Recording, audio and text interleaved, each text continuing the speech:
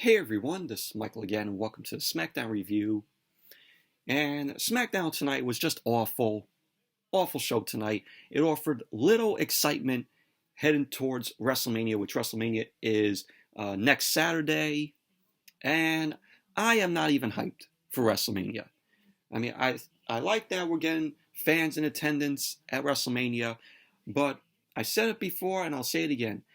This build that WWE has done for WrestleMania is the absolute worst build I have ever seen for WrestleMania. This whole build is not getting you hyped for WrestleMania. Are you guys hyped to watch WrestleMania? Are you looking forward to matches that are on this card?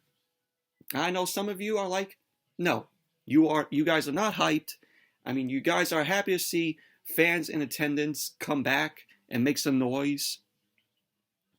But on the SmackDown side of matches at WrestleMania, Cesaro versus Seth Rollins, that could be an awesome match. You have Daniel Bryan, Edge, and Roman Reigns, the triple threat at WrestleMania, which that should be a good match there.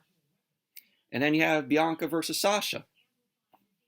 But everything, outside of that, I'm like, okay, it's just looking very meh. But yeah, not hyped for WrestleMania. I know you guys aren't hyped for WrestleMania either by how this shitty build that WWE has done for this WrestleMania. But what did we get on the show tonight? We had an 8-man tag. Otis and Chad Gable, the Alpha Academy, and Dolph Ziggler and Roode, the Dirty Dogs, versus Ray and Dominik and the Street Profits. Oh, how original! How original! How many times have we seen these guys go at it before? How original, Bruce and Vince. Bruce Pritchard and Vince McMahon. So then we had Natalya versus Shayna Baszler. Yeah, I cannot wait to tell you guys what happened in that match. Unbelievable what happened in that match. And I couldn't believe it. So yeah, and then we have Bianca Belair versus Carmella. That sound interesting? And Daniel Bryan versus Jey Uso once again. But only it was a street fight. How many times have we seen Daniel Bryan and Jey Uso? So those were the matches that we got on SmackDown tonight. And plus we had Logan Paul. Logan Paul was on SmackDown tonight. With Sami Zayn. Oh, jeez. But anyways, let's not waste any time. Let's jump right into the review. So SmackDown opened up tonight with Edge. Edge ended up coming out. He got in the ring. And he got on the mic. And he ended up saying, what happened last week? And at Fastlane, the chaos and mayhem didn't need to happen. He ended up saying that maybe it did. And maybe it was all inevitable. And he was being naive, thinking he could travel the road to WrestleMania with no speed bumps or yet no roadkill, because that is what Daniel Bryan has done by weaseling his way into the match. So Edge ended up saying about Daniel Bryan, and he ended up saying that he was so focused on Roman Reigns that he didn't even see Daniel Bryan coming. So Edge wanted to say that after Adam Pearce's decision last week, Edge realized that he got played. Edge ended up saying that he had a lot of time to reflect this week, and he looked in the mirror and finally liked what he saw. The guy who comes out of the corner, biting and swinging, doing whatever he has to when he's backed into the corner. He ended up saying that he looked in the mirror and finally saw the rated R superstar. So Edge then showed a graphic on the screen for the triple threat. And Edge ended up calling that Adam Pearce's validation for his paycheck. So Edge ended up saying that he doesn't think Roman or Daniel Bryan or Adam Pearce understand the ramifications of what has been done. So Edge then admitted that he did snap after what happened at Fastlane and last week. Edge said he finally woke up, and he ended up saying about being the man Roman and Daniel Bryan aspire to be, a WWE Hall of Fame legend, the ultimate opportunist. And he ended up saying, finally here, the rated R superstar. So Edge ended up saying last week when he held the chair and felt it crash into their bodies, he said it felt so good. So good. Edge ended up saying that he had both Daniel Bryan and Roman for the chair, and it was so close that it felt so good. He ended up saying that it will be close again, and when it is, he won't hesitate. So Edge then ended up dropping the mic, got out of the ring. He ended up stopping at ringside, stared up at the WrestleMania triple threat graphic on the screen, and that was that. But decent promo from Edge here. I like that how we have heel Edge again. Him going into WrestleMania as a heel. But yeah, decent promo from Edge.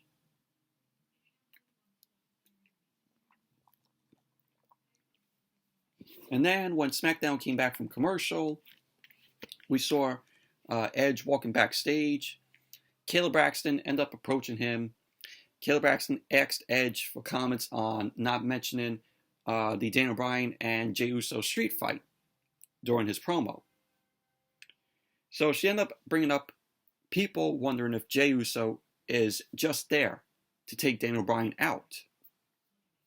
So Edge ended up saying that he doesn't feel bad about Daniel Bryan possibly getting beaten by Jey Uso. He wanted to say that if Daniel Bryan can't make it to WrestleMania, not even a small part of him will feel bad for Daniel Bryan. So that was that. That was what Edge had to say to Kayla Braxton. So then we had the Alpha Academy, Otis and Chad Gable, Robert Roode and Dolph Ziggler, the Dirty Dogs, versus the Street Profits, Rey and Dominik Mysterio. 8-man tag. How many times have we seen these guys go at it in tag team matches? Nothing new that was done in this match. It was the same shit. Before the match got underway, Otis and Chad Gable were in the ring. Chad Gable ended up talking about how he's improved Otis over the past few months. And he ended up going on to say that him and Otis will win tonight. And then they're going to take the titles in next Friday in the Fatal 4-Way. So then we had Roode and Dolph end up coming out. So we saw like a pre-recorded interview with Robert Roode and Dolph Ziggler. And they were talking about being on a different level than their opponents and how they're going to get the job done. So then Rey and Dominik then came out first for their team. So we got a pre-recorded promo from them where they end up talking about teaming together as family and how they're going to be winning the titles together next week. And then the Street Profits came out. And then the Profits end up cutting a pre-recorded promo.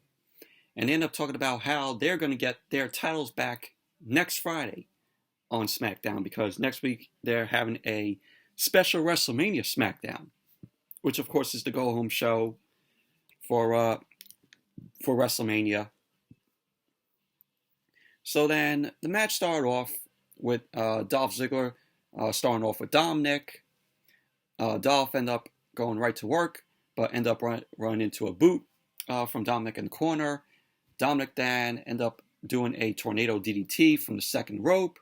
and he went for a 2 count, which Dolph ended up kicking out of 2. Roode ended up coming in, but Mysterio ran and launched Roode to the floor with a Hurricanrana. The Profits ended up coming in. They ended up sending Otis and Chad Gable out to the floor on the opposite side. So it was just Dolph Ziggler and Dominik in the ring, and Dominik ended up sending Dolph out to the floor. Ray then ended up flying from the apron out to the floor, delivered a seated senton onto Roode. So Roode was still down on the floor. Dominik ended up flying from the ring and out to the floor to take out Dolph. So on the other side, we had Ford end up flying, and he ended up taking down Otis and Gable. So at the end of the match, we had Dolph, Roode, Otis, and Chad Gable win, where Gable ended up delivering a German suplex to Montez Ford. Otis ended up coming in. Otis went to the second rope. He ended up nailing a flying splash onto Montez Ford. Went for the cover. And there you go. Dolph, Robert Roode, Otis, and Chad Gable end up winning the match. But nothing new or special in this match. Same shit.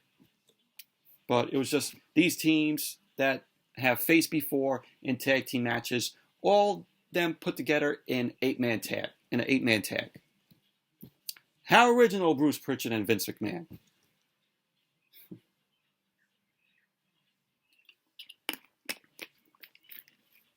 So then, after that, we had Adam Pearce and Sonya Deville. They were talking in the back. Paul Heyman then walked in. He ended up bringing something in from Roman Reigns, and it was a indefamation clause. And it was a hold harmless agreement that strips Jey Uso from all liability in the street fight against Daniel Bryan later on in the night. And Paul Heyman ended up saying this match tonight could shorten Daniel Bryan's career and impact the triple threat at WrestleMania. Adam Pearce then said to Paul Heyman that he should have expected him to, and then Sonya Deville ended up interrupting, and she ended up saying that Paul Heyman made a really good point. So that was that. So then we had Seth Rollins come out, and he made his way out to the ring. We saw what happened last week with Shinsuke Nakamura, and then with Cesaro. With Cesaro, ended up swinging Seth Rollins backstage with the Cesaro swing. So then SmackDown went to commercial, and I just gotta say, who is doing Seth Rollins' wardrobe? What kind of suit was Seth Rollins wearing tonight? He looked like he was wearing a cotton candy suit. I swear, it was like purple and whitish. It looked like cotton candy that he was wearing as a suit. Oh, man. And then when SmackDown came back from the commercial, we had Corey Graves in the ring with Rollins and Cesaro. Rollins ended up interrupting over Corey Graves, asking Cesaro the first question. But Rollins ended up telling Corey Graves to go ahead, ask the first question. So Corey Graves ended up asking if this will be the breakthrough moment Cesaro has needed. He says that it definitely will be the biggest match of Cesaro's career. So Cesaro ended up saying that he can't and will not fail, and whatever it takes, because something is different in the air, and that he can feel it. So Cesaro then ended up taunting Rollins for doing the Cesaro swing to him last week backstage. So Rollins ended up feeling like Corey Graves and Cesaro were trying to shake him up. And he ended up saying that it won't happen because he is untouchable at this time of the year. Rollins ended up telling that his WrestleMania record and compares himself to some of the historic moments. Austin and The Rock. We also Bret Hart and Shawn Michaels. Like that. He names those historic moments. So Corey Graves ended up asking Cesaro if he believes he has what it takes to beat Seth Rollins at WrestleMania, on the grandest stage of them all. Cesaro ended up telling Corey Graves that he wouldn't be here if he didn't know he could beat Seth Rollins at WrestleMania. He ended up saying not only does he know he can win, he knows that he can embarrass Seth Rollins at WrestleMania. So Rollins ended up going on about being unshakable. And Cesaro ended up saying that may be true, but he's not unswingable. So Cesaro ends up mocking Seth Rollins. Rollins was being pissed off at Cesaro, seething at Cesaro. So he ended up dismissing Corey Graves. He ends up going on insulting Cesaro. End up saying that he will embarrass Cesaro so bad at WrestleMania. So Rollins ended up saying that he isn't even going to let Cesaro get to WrestleMania, and that he's going to end the dream right now. So Cesaro then stepped up to Seth Rollins, and he ended up daring, Seth Rollins ended up daring him to swing him, for Cesaro to swing him. So Rollins ended up dropping the mic, and then he ends up backing away, out of the ring, wanting nothing to do with Cesaro. Cesaro then stared Rollins down as he headed up to the back, and that was that. But overall, this was a okay segment from Rollins and Cesaro. I think Cesaro is getting this breakthrough moment that he needed. I think WWE is going to be giving Cesaro a push here, and hopefully a win at WrestleMania. Because, in my opinion, Cesaro, definitely needs, a big push. He's been long overdue for another push. Guy is talented, so he deserves of again another big push that he hasn't had in a long while. So he rightfully deserves it. But overall, it was a decent segment. So then we saw Carmella standing backstage. Nia Jax, Shayna Baszler, and Reginald. Yeah, these three that were like, oh man, why are they even on SmackDown when they're on Monday Night Raw? This is where SmackDown turns into Monday Night Raw right here. So they walk past Carmella. Nia Jax ended up asking Carmella, didn't treat me very well, did you? So Carmella then shrugged, and then Jax, Baszler, and Reginald walked off. Now is that whatever. Oh, now we get to Natalya versus Shayna Baszler. Oh my God, I could not believe what I saw in this match. And this match only lasted 30 seconds. 30 seconds. So we had Natalya out there with Tamina. Shayna Baszler, Nia Jax, and Reginald walked out. Nia Jax was on commentary during the match. This is how the match went. Shayna Baszler, Natalya end up locking up. Natalya ended up dropping Baszler. Natalya tried to go for an early sharpshooter, but Shayna Baszler ended up blocking it. Natalya went for the surprise roll-up out of nowhere and pinned Natalya in 30 seconds. Shayna Baszler should not be losing that quick. What the fuck? Unbelievable. Unbelievable. Shayna Baszler taking the loss that quick to Natalya.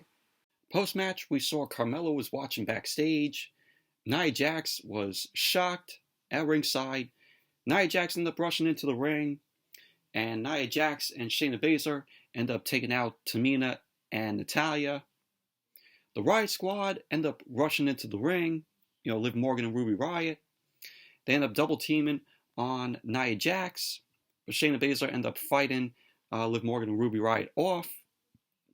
So Shayna Baszler then locked in the Care for the Clutch on Ruby Riott. And then Mandy Rose and Dana Brooke end up running down. So great, what we get here? Monday Night Raw, again, comes out on SmackDown. First we had Nia Jax, Shayna Baszler, and Reginald. And now we got Mandy Rose and Dana Brooke.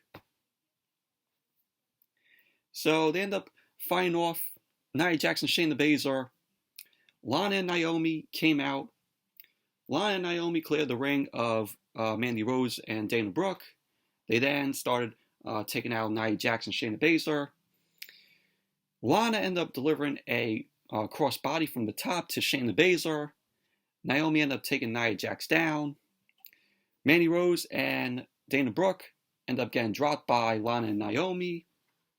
Tamina then ran back in, ended up stopping Lana and Naomi. Natalya ran in, hit a heart attack. So that was that. So, but this was lazy. This was absolutely lazy. Oh, let's throw the woman out there. Let's have Nia Jax, Shayna Baszler from Raw out there. Let's have them fight with the Riot Squad. Let's get Mandy Rose and Dana Brooke from Monday Night Raw so they could go out there and fight. And then have Lana and Naomi. My God, this is the women's division. This is the women's division on both shows. Man, this was absolutely done fucking lazy. And then we saw Billie Kay end up approaching Carmella in the back. Billie Kay ended up giving Carmella her 8x10 of her. Had a picture of Billie Kay on the back. And that was that. But whatever. Whatever. So then we saw Sami Zayn backstage for his red carpet premiere for his trailer for his conspiracy documentary. And then we see Logan Paul come out of the limousine. Sami Zayn was excited to see him. They walked down the red carpet together, heading into the Thunderdome. And then SmackDown went to commercial.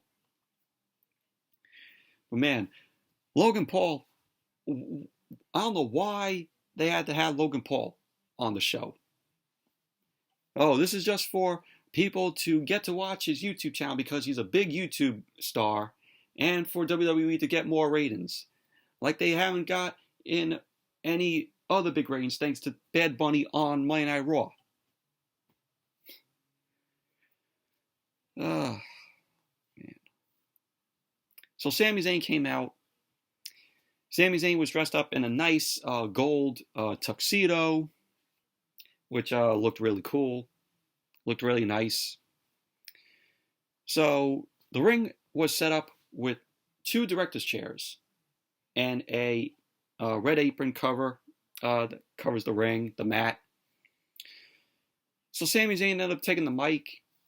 He was ranting about how his documentary will prove that there has been a vast conspiracy against him to undercut his career. He ended up saying, what we are about to see will shock us. He says it's sweet and even sweeter because he's joined by a very special guest. He said, a man who took time from his busy schedule as a podcaster, a boxer, an actor, and a social media influencer. So Sami Zayn then introduced Logan Paul. Logan Paul came out. Sami Zayn was doing a dance in the ring, going. It was funny though how the way Sami Zayn was busting the move and dancing. So Logan Paul ended up coming into the ring, ended up giving a hug to Sami Zayn. Sami Zayn ended up going on about Logan Paul being here lends credibility to his conspiracy claims. So Logan Paul ended up saying, for sure. He ended up going on about being happy to be here. And this is his first time inside a WWE ring. And he ended up thanking Sami for having him. So Logan Paul ended up saying, based on what Sami Zayn has told him, this could be the biggest conspiracy of all time. So Sami Zayn went on, he ended up mentioning how quickly they're becoming friends. So Sami Zayn then invited Logan Paul to be his guest at WrestleMania. So Logan Paul ended up saying, yes, it would be a pleasure. So great, we're going to have Logan Paul at WrestleMania and also Bad Bunny. Great. Let's make WrestleMania even more worse. So Sami Zayn ended up mentioning about destroying Kevin Owens at WrestleMania, but he ended up saying, oh, that's another night. And that tonight he has other stuff to focus on. So Sami Zayn ended up calling for a drum roll. So he ended up sending us to the trailer for his conspiracy documentary. So he ended up saying, how the MPA says, this motion picture has been, rated, like R or PG. As the trailer started, said it's rated T for truth. So we had the trailer play. Then when the trailer was over, Sami Zayn was thrilled. He ended up calling the trailer a gem.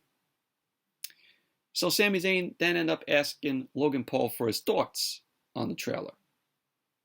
Logan Paul then told Sami that it's a lot to take in, and it's compelling. He ended up telling Sami Zayn that Kevin Owens ended up approaching him in the back.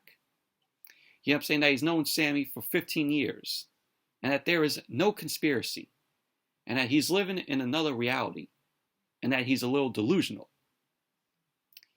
So Sami ended up asking what Logan Paul is doing, because he's his guest of honor, not Kevin Owens is. So Sami ended up slowing down. He ended up apologizing for being a little on edge to Logan Paul. And he ended up saying that tonight needed to be perfect. Sami Zayn ended up saying that he already knows what Kevin Owens thinks, and that he doesn't care what Kevin Owens ends up thinking. He ended up saying that he only cares what Logan Paul thinks, and that he doesn't want Kevin Owens poisoning Logan Paul's mind. So then Logan Paul ended up speaking about the trailer, ended up saying that he can tell Sami Zayn put a lot of effort into this project. So then Kevin Owens then came into the ring, ended up delivering a stunner to Sami Zayn out of nowhere. So Kevin Owens ended up talking down at Sami Zayn about how bad he's going to beat him at WrestleMania to teach him a lesson.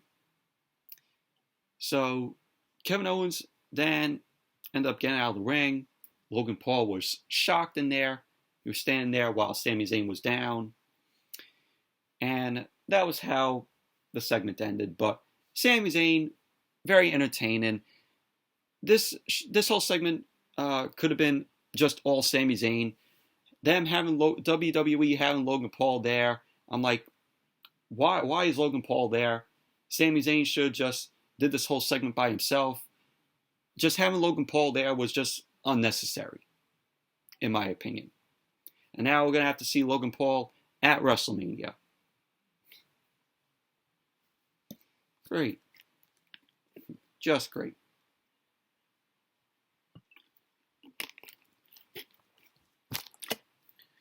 So then, after that, we saw Edge end up walking in on Adam Pearce and Sonya Deville backstage. Edge ended up saying that Adam Pearce changing the match at WrestleMania was a big mistake. But the street fight between Daniel Bryan and Jey Uso is actually a good idea.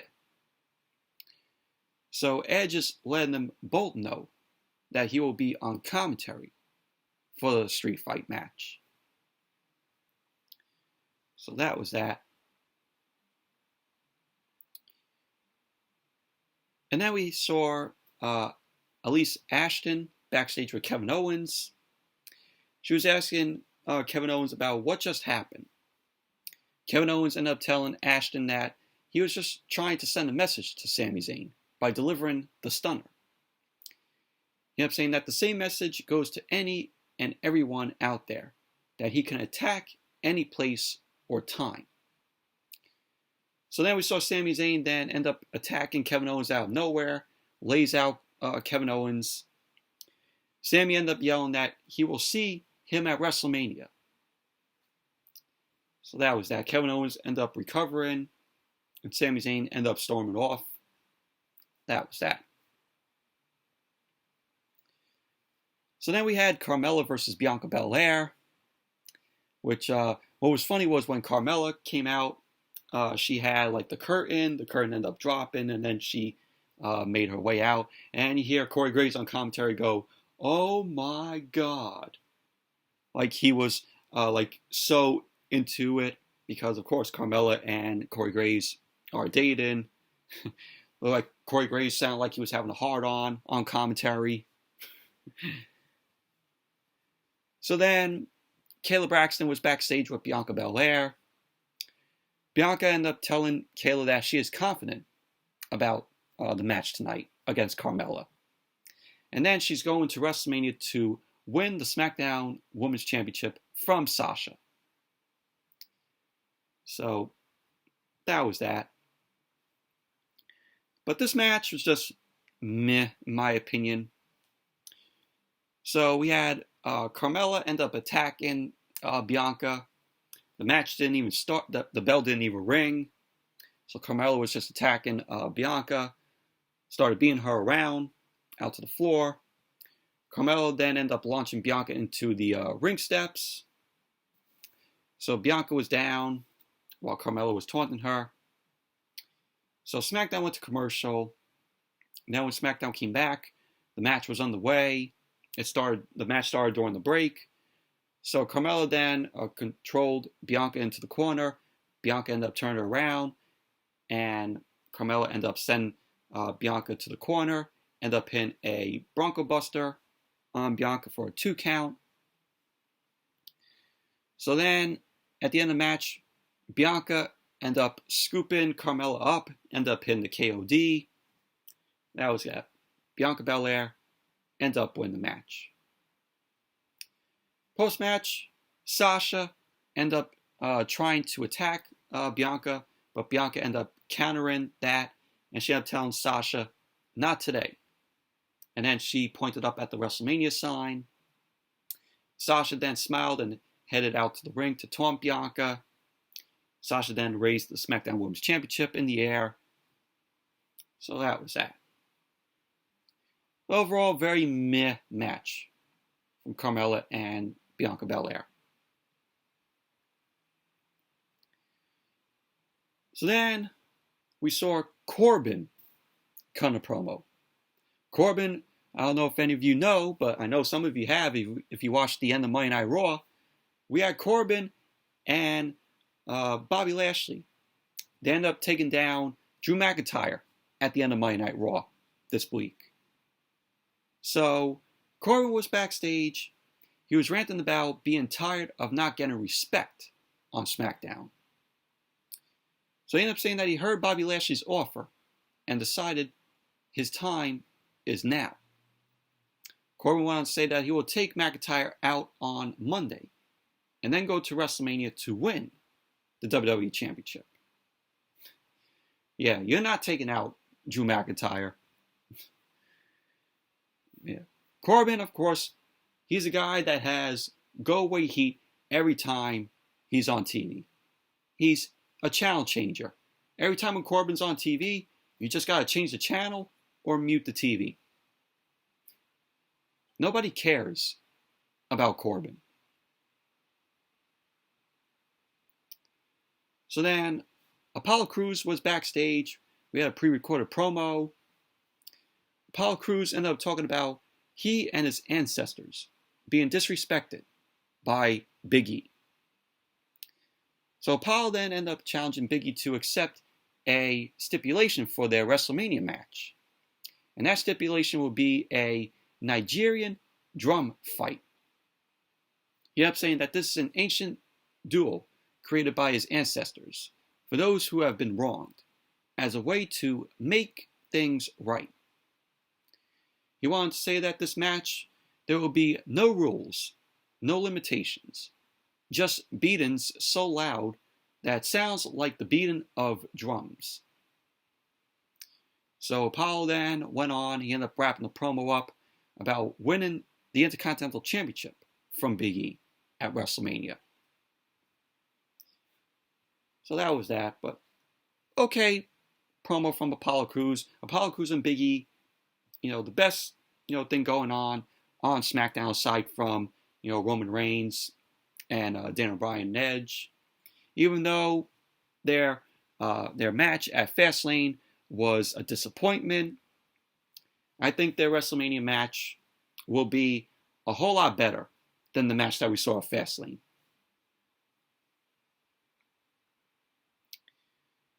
So then we saw the street fight, the main event, Jey Uso versus Daniel Bryan. Edge ended up joining on commentary. There was a point before the match where Paul Heyman ended up stopping Edge backstage. And Paul Heyman was just trying to stir the pot and play mind games to Edge ahead of the triple threat match at WrestleMania and the street fight. So we had Edge on commentary here. This match, how many times have we seen Jey Uso and Daniel Bryan go at it? It was nothing new, same thing, but only a stipulation. It was a street fight. So the match ended up starting off with Jey Uso getting the upper hand. He was talking some trash to Daniel Bryan. Jey Uso tossed Daniel Bryan through the ropes. They ended up brawling. Daniel Bryan then turned it around. He ended up sending Jey Uso headfirst into the barricade. Jey Uso then countered, ended up sending Daniel Bryan shoulders first into the barricade. So it was just Jey Uso going on, sent Daniel Bryan into the barricade again, right in front of Edge. Jey Uso and Edge were having some words. Jey Uso then rolled Daniel Bryan back to the ring. Jey Uso brought in a chair. Daniel Bryan ended up drop kicking the chair into Jey Uso through the ropes. Daniel Bryan then ran the ropes, did a suicide dive, but Jey Uso ended up meeting Daniel Bryan at the ropes and delivered a chair shot to the face. Jey Uso then brought the chair in the ring, started beating Daniel Bryan around with it. He was keeping Daniel Bryan down. So Jey Uso ended up trapping Daniel Bryan's leg in the chair. He ended up going to the top and delivered a splash onto the chair, but Daniel Bryan ended up rolling over. So out came Roman Reigns. Roman Reigns came out along with Paul Heyman. Paul Heyman ended up pushing a chair on wheels out to the stage so Roman could take a seat in it. So SmackDown went to commercial. Then when SmackDown came back, we saw Daniel Bryan end up unloading the yes kicks in the corner to Jey Uso, then delivered a drop kick. Daniel Bryan was looking to charge at Jey Uso again, but Jey Uso came back and leveled Daniel Bryan with a super kick. Daniel Bryan then was sent face first into the chair that was wedged in the corner by Jey Uso. And Roman was looking like so bored during the match because he was watching it. You could tell that he had a bored look on his face. So if Roman in his mind was like, oh, God, I got to see my cousin and Daniel Bryan go at it again. How many times have I seen the both of them in a match?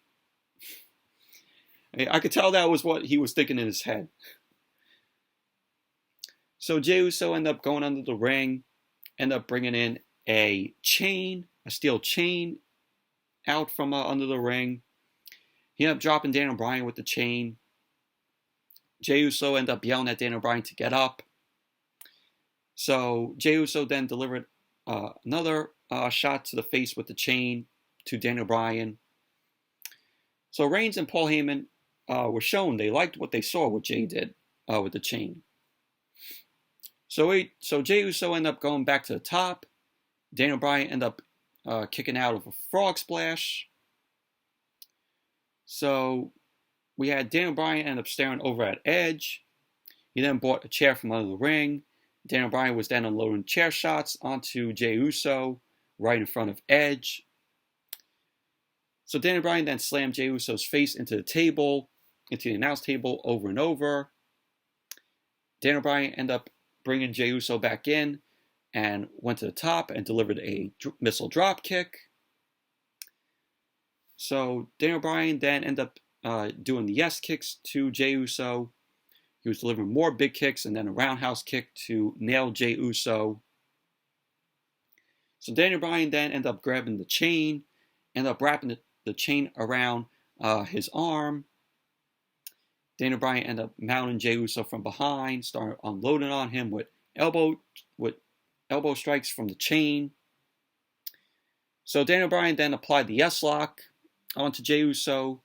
Jey Uso ended up tapping out. So there you go. Daniel Bryan ended up winning the match. Post-match, Daniel Bryan ended up standing tall, and he went out and immediately attacked Edge at the announce table. Daniel Bryan then unloaded on Edge. He sent Edge into the ring post several times, taking him down. Daniel Bryan was looking up at Roman on the stage. Daniel Bryan ended up going up the stage, charging at Roman, but Roman ended up launching his chair, missing Daniel Bryan. Daniel Bryan then ended up leveling Roman with the flying knee on the stage. Daniel Bryan then controlled Roman and applied the S-lock onto Roman at the top of the stage. So Daniel Bryan then got back into the ring. He stand tall. He was leading the yes chant with the fake yes chant crowd noise. Edge was trying to recover on the outside, and Roman was trying to recover on the other stage. And that was how SmackDown went off the air tonight. But overall, awful show tonight. And it offered little to no hype going into WrestleMania. But anyways, that's it for the SmackDown review. Thank you all for watching. Hope you guys enjoyed this review. And definitely give the video a thumbs up, comment, subscribe, and I will see you all later.